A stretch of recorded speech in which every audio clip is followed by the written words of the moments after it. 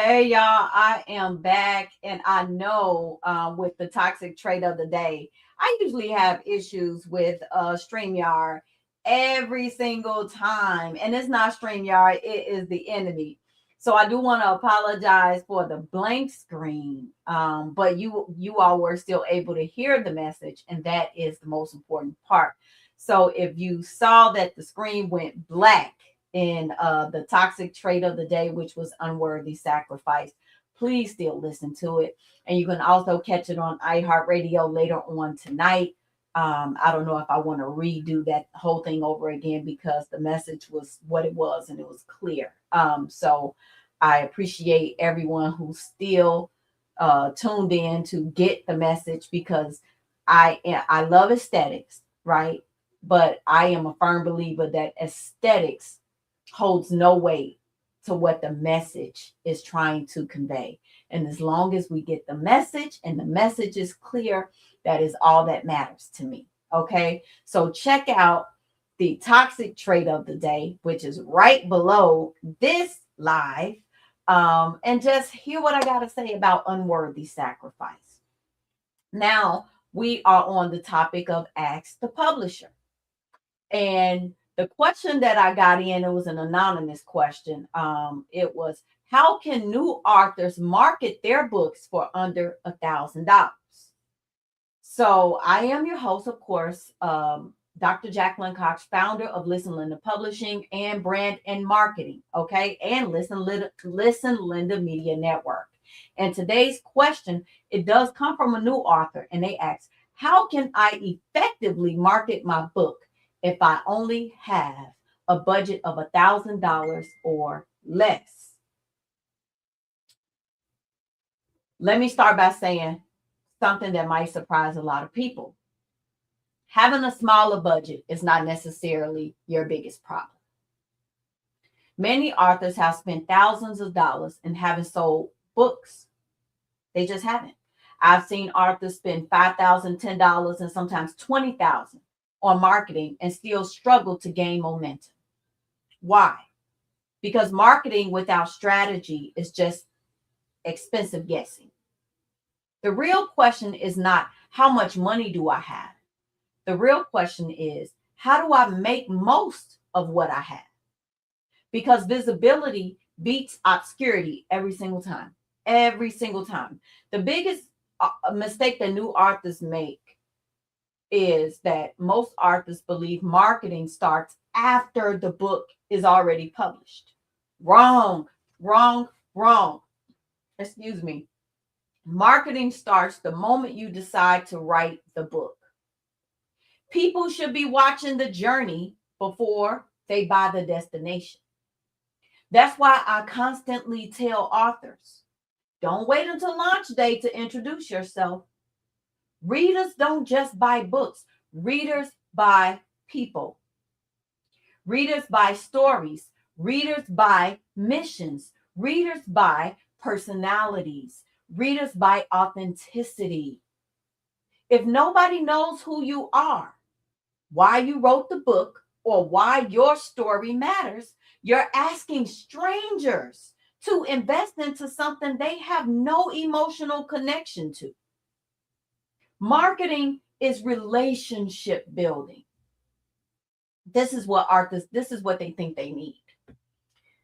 Many authors think they need a viral video, a celebrity endorsement, although those are nice, a million followers, and a huge advertising budget, national television segments, a New York publicist.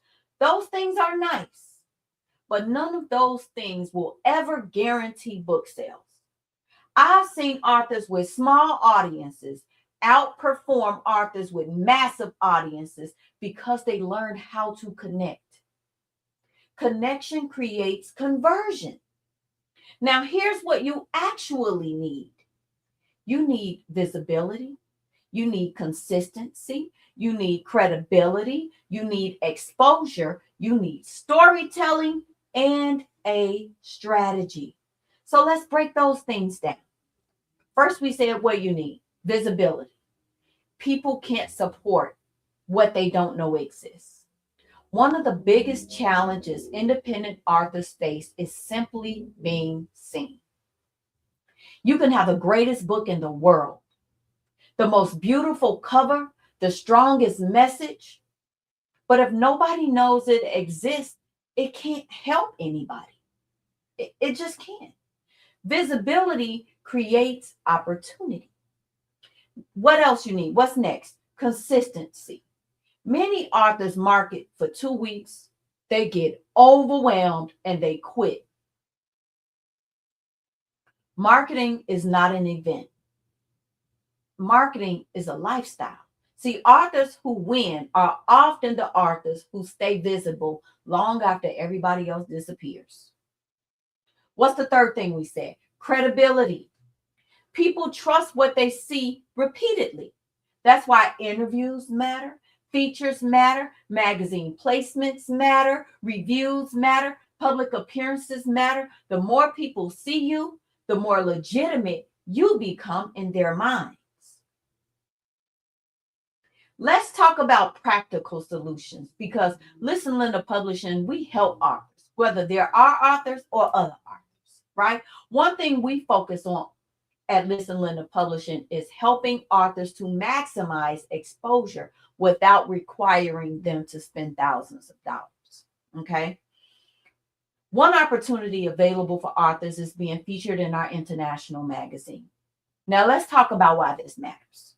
A magazine feature does more than showcase your book.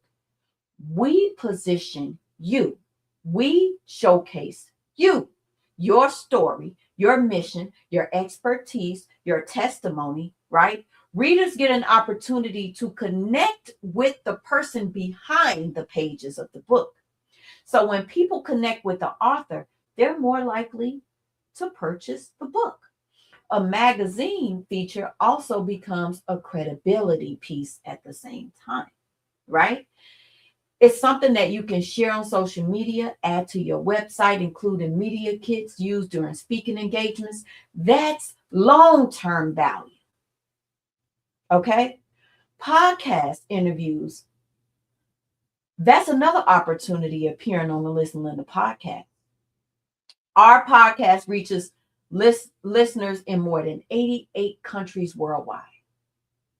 And that's factual. That's proof. That's screenshotted. It's on my page. Okay. Think about that for a second. Many authors are limiting themselves to their city alone or their state alone, their church, their immediate circle. Meanwhile, technology allows your story to travel around the world. Podcast interviews give readers something social media often can't, and that is connection. People hear your voice. They hear your passion. They hear your heart. They hear your journey. People don't simply buy books anymore. They buy into the stories. Okay? Podcast interviews help establish that connection. Now let's discuss promotion and the power of author promotion. One of the biggest misconceptions in publishing is if I publish, people just gonna come. No, they won't. No, they won't. You have to tell people about it repeatedly, consistently, strategically. Many authors announce their book one time and they disappear. Marketing requires repetition, not because people don't care, but because people are busy. You have different people on the algorithm every hour. So if someone has 5,000 friends on Facebook, 9 times out of 10, you ain't going to make that algorithm today. You may not make it until tomorrow.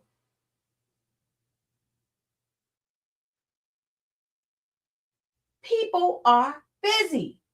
Promotion keeps your book visible. Promotion keeps your name circulating. Promotion keeps opportunities flowing. Promotion creates awareness. And awareness is what creates sales. Now let's talk about one of my favorite services that we offer here at Listen Linda Publishing, the revamp service. I love this. This is one of my favorite services that we provide because sometimes the issue is not the book. The issue is sometimes the presentation. I've seen amazing books paired with weak branding, amazing messages paired with confused marketing, amazing authors hiding behind outdated images and inconsistent messaging. A revamp helps position you professionally. It helps strengthen your branding, your author image, your promotional materials, your social media presence, your marketing strategy, your audience messaging, because perception matters. It matters. People often decide whether they're interested before they even read one single page. One thing I encourage authors to do is stop looking at marketing as one isolated activity. Marketing works best when multiple pieces work together. Imagine this. Just imagine it for a minute. You're featured in a magazine, you appear on a podcast, you receive promotion, you strengthen your branding through a revamp. Now people are seeing your name in multiple places. That's how momentum happens. Credibility creates trust, trust creates sales. Now, what I would do with $1,000 budget, if I were a brand new author with $1,000 budget, here's where I would focus: building my author brand, getting interviewed, creating visibility, telling my story to whoever will listen, being featured, building relationships, collecting reviews, showing up consistently. I would invest in opportunities that continue working long after my money has been spent. Because marketing is not about spending money, it's about creating opportunities for yourself. Everybody wants to become a bestseller. But here's what many people don't realize. Most best-selling authors do not become successful overnight. They stay visible, they stay consistent, they stay committed long after everybody else quit. Success leaves clues, and one of those clues is persistence. So to every new author, if you're listening to me, don't be discouraged because your budget is not massive. Some of the most successful authors started with limited resources. I know I am one of them. But what separated me wasn't money. It was consistency, it was strategy, it was visibility, and it was my refusal to quit. Your story matters. Your voice matters. Your message matters. But the world cannot read a book it does not know exists. Okay? So stop hiding. Stop waiting for perfect. Stop comparing yourself to everybody else. And what I want you to start doing is showing up. Start sharing. Start building. And most importantly, start believing in you. And start believing that your story deserves to be seen. This has been Ask the Publisher with Dr. Jacqueline Cox of Listen Linda Publishing. I want you to remember this. Marketing is not and nor has it ever been about having the biggest budget. It's about making the biggest impact with the budget that you have. So until next time, keep writing, keep promoting, keep believing, and keep telling your story, because somebody somewhere is willing to read it and waiting to read it. Hey, Doc Q2, and hi, Elena, Tisha, J7P. Thank you all for watching over on YouTube, on Facebook, on Instagram. Thank you all on LinkedIn. Love y'all like Christ loved the church, and I am. Peace. You're the one.